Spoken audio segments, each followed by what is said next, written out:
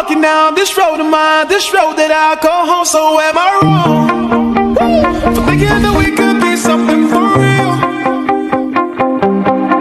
No, am I wrong for trying to reach the things that I can't see? But that's just how I feel. But that's just how I feel. That's just how I feel. Trying to reach the things that I can't see. Hello everyone!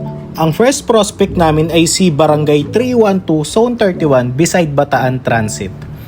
Nagdala kami ng samples na polo shirt with print for officials uniforms. We talked to chairman and other lupons of barangay. Nag-set agad ng meeting si chairman for their uniforms and good news na close deal agad namin. 66 pieces ng polo shirt with print. Kung ano yung samples na dala namin for them, yun din ang gusto nila ipagawa. Nagbayad agad si chairman ng cash worth 14,500. Hindi ko in-expect na mako-close deal agad namin sila on the spot. It took us 2 hours para ma-close deal namin. Almost 3 times kami bumalik ng store para dalan sila ng samples for their sizes. Rush daw kasi kailangan ng December 24. After namin ma-close deal, nag-canvas agad sila ng full sublimation for 2026, 70 pieces. And last, bago kami umalis, may humabol pa sa amin na kagawad para magpagawa ulit ng t-shirt with print for tournament events. 50 pieces ng t-shirt with print, dinalan ulit namin sila ng sizes dahil ang susukatan is mga bata. And good news na close deal ulit natin. Pupunta na lang daw si kagawad sa store after makuha yung breakdown and sizes for kids tournament. Ang upcoming sales natin kay kagawad is 7,500. Yung kay chairman naman is paid na with OR 14,520. Ang next na pinuntahan namin ay si Barangay 391. We talked to barangay officials. May dala kaming booklet ng full sublimation para ma-highlight yung designs na gusto nila. It was a smooth conversation from chairman regarding sa uniforms.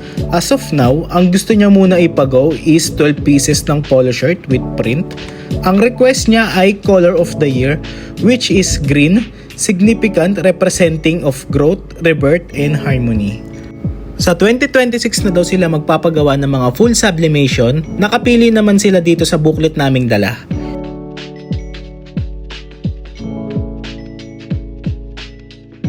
Ang next na pinuntahan namin ay si Cycle Arts.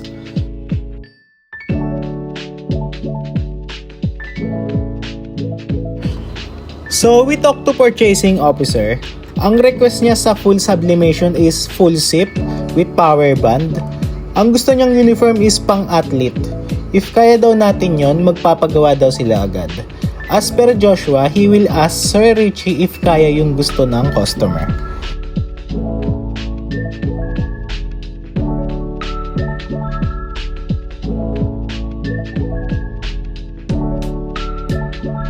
Ang last na pinuntahan namin ay si Asyong Sizzling Bar and Grilled. Malapit lang to sa Menjola.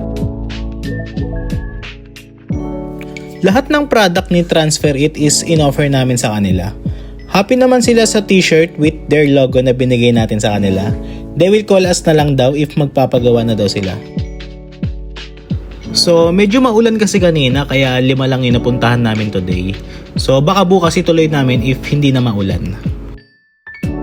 Happy ako sa kasama ko mag-marketing, si Joshua. Some of our customer visit is smooth. Yun lang po, salamat!